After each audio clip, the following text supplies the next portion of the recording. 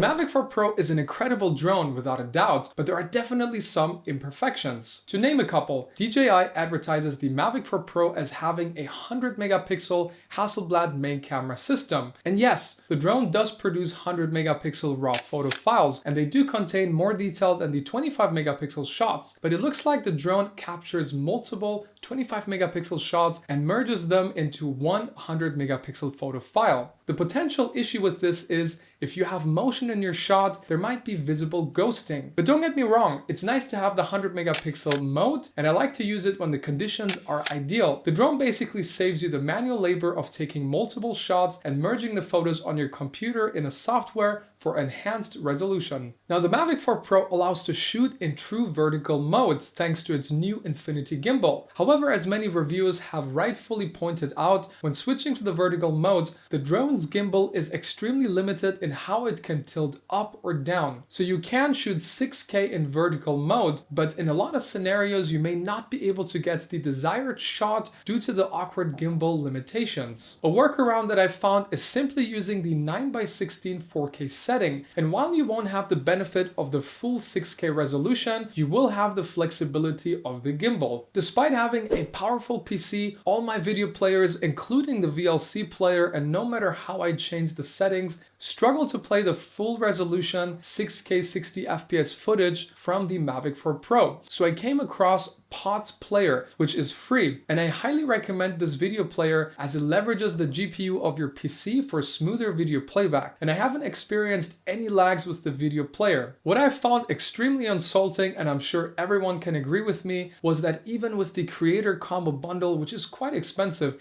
you do not get ND filters with the Mavic 4 Pro. Now, aside from my criticisms, I'm very happy to have upgraded from the Mavic 3, which is a decent drone. But I was recently in Athens, Greece, and the Mavic 3 had really disappointed me. I had requested authorization twice to fly my drone in Athens, and each time I provided the information that was requested. But in the end, I never heard back, so I never was able to get authorization to fly my drone. So my option was to fly from a location where authorization is not required in Athens. Since I was far from the Acropolis which I wanted to film, the main camera of the Mavic 3 couldn't really do much for me, and the zoom camera of the Mavic 3 was too long, not allowing me to compose my shot the way I wanted to. And the overall performance of the zoom camera on the Mavic 3 is just noticeably weaker than the main camera. With the Mavic 4 Pro's medium tele camera, I would have been able to capture my desired composition and without as much of a sacrifice in image quality. So for me, the single most amazing upgrade of the Mavic 4 Pro is the more consistent performance across all cameras, which is something we are seeing more and more with smartphone camera systems as well. It's also great to have significantly improved battery life, significantly improved signal with the RC Pro 2 remote, and despite what a lot of people say about the 360 rotation shots